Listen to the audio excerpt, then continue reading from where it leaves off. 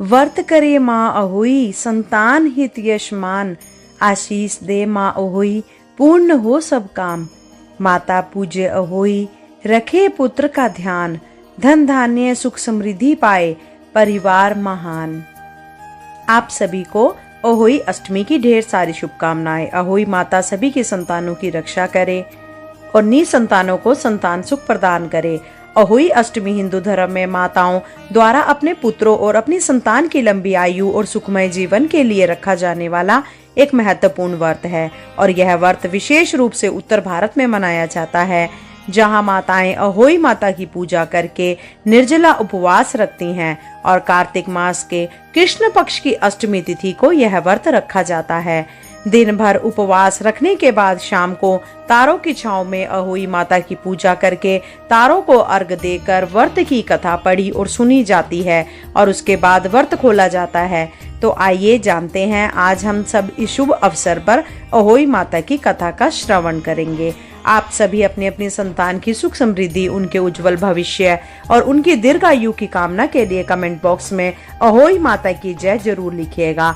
अहोई माता की कथा सुनते समय अपने हाथ में गेहूं या अक्षत के साथ दाने रखकर सच्चे मन से कथा श्रवण कर इन दानों को जल के लोटे में डालकर इनको सितारों को अर्घ दिया जाता है। पौराणिक कथा के अनुसार एक साहूकार था जिसके 7 बेटे और 7 बहुएं थी। दिवाली से पहले कार्तिक अष्टमी को 7 बहुएं अपनी इकलौती ननंद के साथ जंगल में जाकर खदान में मिट्टी खोद रही थी। वहाँ स्याहू की मांद थी। मिट्टी खोदते समय ननंद के हाथ से स्याहू का बच्चा मर गया। इससे स्याहू माता बहुत नाराज हो गई और बोली, मैं तेरी कोख बांधूंगी। तब ननंद अपनी 7 भाभियों से बोली, तुम में से कोई अपनी कोख बंधवा लो। सभी भाभियों ने अपनी कोख बंधवाने से इनकार कर दिया, परंतु छोटी भाभी सोचने लगी कि अगर मैंने अपनी कोख नहीं बंधवाई तो सासू जी नाराज हो जाएंगी। यह सोचकर ननंद के बदले में छोटी भाभी ने अपनी कोख बंधवा ली। अब इसके बाद उसको जो बच्चा होता वह 7 दिन का होकर मर जाता। एक दिन पंडित को बुलाकर पूछा, मेरी संतान 7वें दिन क्यों मर जाती है? तब पंडित ने कहा, तुम सुराही गाय की सेवा करो। सुराही गाय स्याहू माता की भाईली है, वह तेरी कोख खुलवा देगी, तब तेरा बच्चा जिएगा। अब वह बहुत जल्दी उठकर चुपचाप सुरही गाय के नीचे साफ सफाई कर आती। सुरही गाय ने सोचा, रोज सुबह उठकर मेरी कौन सेवा कर रहा है, सो आज देखूंगी। गौ माता खूब सवेरे उठी, देखती है कि साहूकार के बेटे की बहू उसके नीचे साफ सफाई कर रही है। गौ माता उससे बोली, क्या मांगती है? साहूकार की बहू बोली, स्याहू माता तुम्हारी भाईली है और उसने मेरी कोख बांध रखी है, सो मेरी कोख खुलवा दो। गौ माता ने कहा, अच्छा ठीक है। अब तो गौ माता समुद्र पार साहूकार की बहू को अपनी भाईली के पास लेकर चल पड़ी। रास्ते में कड़ी धूप थी, सो वह दोनों एक पेड़ के नीचे बैठ गईं। थोड़ी देर में एक सांप आया। उसी पेड़ पर गरुड़ पंखनी का एक बच्चा था। सांप उसको डसने लगा। तब साहूकार की बहू ने सांप मारकर ढाल के नीचे दबा दिया और बच्चे को बचा लिया। थोड़ी देर के बाद गरुड़ पंखनी आई तो यहाँ खून देखकर साहूकार की बहू को चोंच मारने लगी। तब साहूकार की बहू बोली, मैंने तेरे बच्चे को नहीं मारा, बल्कि सांप तेरे बच्चे के करीब आया था। मैंने तो उससे तेरे बच्चे की रक्षा करी है।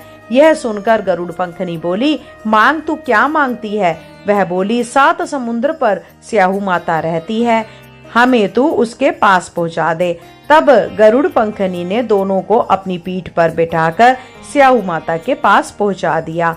स्याहू माता उनको देखकर बोली, आ बहन, बहुत दिनों में आई है। फिर कहने लगी, बहन मेरे सिर में जुएं पड़ गई हैं। तब सुरही के कहने पर साहूकार की बहू ने उसकी सारी जुएं निकाल दी। इस पर स्याहू माता प्रसन्न होकर बोली, तूने मेरे सिर में बहुत सलाई घेरी हैं, इसीलिए तेरे 7 बेटे और 7 बहुएं होंगी। वह बोली, मेरे तो एक भी बेटा नहीं, 7 बेटे कहाँ से होंगे? स्याहू माता बोली, वचन दिया है। तब साहूकार की बहू बोली, मेरी कोख तो तुम्हारे पास बंद पड़ी है। यह सुन स्याहू माता बोली, तूने मुझे ठग लिया। जा, तेरे घर पर तुझे 7 बहुएं मिलेंगी, तू जाकर अजमन करियो। 7 अहुइयों बनाकर 7 कढ़ाई करियो। वह लौट कर घर आई तो वहां देखा कि 7 बेटे 7 बहुएं बैठे हैं। वह खुश हो गई। उसने 7 अहोई बनाई, 7 उजमन किए और 7 कढ़ाई करी। शाम के समय जेठानियां आपस में कहने लगी कि सुबह सुबह जल्दी पूजा कर लो, कहीं छोटी बच्चों को याद करने के ना रोने लगे। थोड़ी देर में उन्होंने अपने बच्चों से कहा, अपनी चाची के घर जाकर देखाओ कि आज वह अभी तक रोई क्यों नहीं। बच्चों ने आकर कहा, चाची तो कुछ मांड रही हैं, खूब अचमन हो रहा है। यह सुनते ही जेठानियां दौड़ी दौड़ी वहां आई और आकर कहने लगी कि तूने कोख कैसे खुलवाई। वह बोली, तुमने तो कोख बंधवाई नहीं थी, सो मैंने कोख बंधवा ली थी। अब स्याऊ माता ने कृपा करके मेरी कोख खोल दी। हे स्याऊ माता, जिस प्रकार उस साहूकार की बहू की कोख खोली, उसी प्रकार हमारी भी कोख खोलना। एक कटोरी में गेहूं के दाने या फिर हल्दी चावल लेकर कहानी सुननी चाहिए। दोस्तों, ऐसा कहा जाता है कि अहोई अष्टमी के साथ साथ गणेश जी की यह कथा भी जरूर पढ़नी चाहिए। तो आओ श्रोताओं, हम इसका भी आपको श्रवण करके सुनाते हैं। एक बुढ़िया थी, उसका एक बेटा और बहू थी। वे बहुत गरीब थे। बुढ़िया माई हर रोज गणेश जी की पूजा करती थी। गणेश जी हर रोज बुढ़िया से कहते, बुढ़िया माई कुछ मांग ले। बुढ़िया कहती, मैं क्या मांगू? तो गणेश जी बोले, अपने बेटे से पूछ ले। तो बेटा बोला, माँ धन मांग ले। बहू से पूछने लगी तो बहू बोली, सासू जी पोता मांग ले। बुढ़िया ने सोचा कि दोनों अपने मतलब की बात कर रहे हैं, सो पड़ोसन से जाकर पूछे। वह पड़ोसन से जाकर बोली कि गणेश जी मेरे को बोले कि कुछ मांग ले। तो पड़ोसन बोली, पगली, क्यों तू धन मांगे, क्यों पोता मांगे? थोड़े दिन की जिंदगी है, अपनी सुंदर काया मांग ले। घर आकर बुढ़िया सोचने लगी कि बहू बेटे भी राजी हों, उनकी भी माननी चाहिए। दूसरे दिन गणेश जी आए और बोले, बुढ़िया माई कुछ मांग।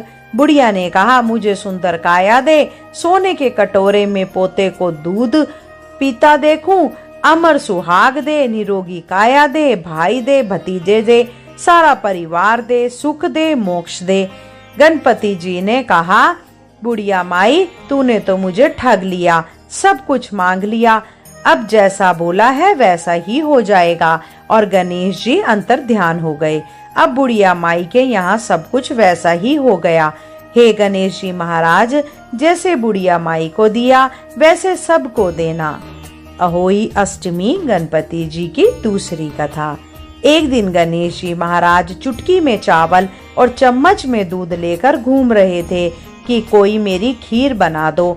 सब ने थोड़ा सा सामान देखकर मना कर दिया। तो एक बुढ़िया बोली, ला बेटा मैं तेरी खीर बना दूं। और वह कटोरी ले आई। तो गणेश जी बोले कि बुढ़िया माई कटोरी क्यों लाई, टॉप लेकर आ। अब बुढ़िया माई टॉप लेकर आई और वह दूध से भर गया। गणेश जी महाराज बोले कि मैं बाहर जाकर आता हूँ, तब तक तू खीर बनाकर रखना। खीर बनकर तैयार हो गई। अब बुढ़िया माई की बहू के मुंह में पानी आ गया। वह दरवाजे के पीछे बैठकर खीर खाने लगी तो खीर का एक छींटा जमीन पर गिर गया, जिससे गणेश जी का भोग लग गया। थोड़ी देर के बाद बुढ़िया गणेश जी को बुलाने गई तो गणेश जी बोले, बुढ़िया माई मेरा तो भोग लग गया। अब तेरी बहू ने दरवाजे के पीछे बैठकर खीर खाई तो एक छींटा जमीन पर पड़ गया था, सो मेरा तो भोग लग गया। तो बुढ़िया बोली, बेटा अब इसका क्या करूं? गणेश जी बोले, सारी खीर अच्छे से खा पी कर सबको बांट देना और बचे तो थाली में डालकर छीके पर रख देना। शाम को गणेश महाराज आए और बुढ़िया को बोले कि बुढ़िया मेरी खीर दो। बुढ़िया खीर लेने गई तो उस थाली में हीरे मोती हो गए। गणपति जी महाराज ने जैसी धन दौलत बुढ़िया को दी वैसे सब किसी को देना। बोलो गणपति महाराज की जय, अहोई माता की जय। श्री अहोई माता जी की आरती। जय अहोई माता, जय अहोई माता, तुम कौन इस दिन ध्यावत, मैया जी कौन इस दिन ध्यावत, हरि विष्णु धाता, ओम जय अहोई माता। ब्रह्माणी रुद्राणी कमला तू ही है जगदाता। सूर्य चंद्रमा ध्यावत सूर्य चंद्रमा ध्यावत नारद ऋषि गाता। जय अहोई माता, माता रूप निरंजन सुख संपत्ति दाता। जो कोई तुमको ध्यावत, जो कोई तुमको ध्यावत नित मंगल पाता। जय अहोई माता, तू ही है पाताल बसंती, तू ही है सुखदाता। कर्म प्रभाव प्रकाशक, कर्म प्रभाव प्रकाशक जगनिधि से त्राता। जय अहोई माता, जिस घर थारो वास वही में गुण आता। कर ना सके सोई कर ले, कर ना सके सोई कर ले मन नहीं घबराता। जय अहोई माता, तुम बिन सुख ना होवे पुत्र ना कोई पाता। खान पान का वैभव, खान पान का वैभव तुम बिन नहीं आता। ओम जय अहोई माता, शुभ गुण सुंदर युक्ता क्षीर निधि जाता। रतन चतुर्दश तोकू, रतन चतुर्दश तोकू कोई नहीं पाता। जय अहोई माता, श्री अहोई माँ की आरती जो कोई गाता। उर उमंग अति उपजे, उर उमंग अति उपजे पाप उतर जाता। जय अहोई माता, मैया जय अहोई माता। यह थी आज की वीडियो। उम्मीद करती हूँ कि आपको आज की वीडियो पसंद आई होगी। कृपया करके चैनल को सब्सक्राइब अवश्य करें। धन्यवाद।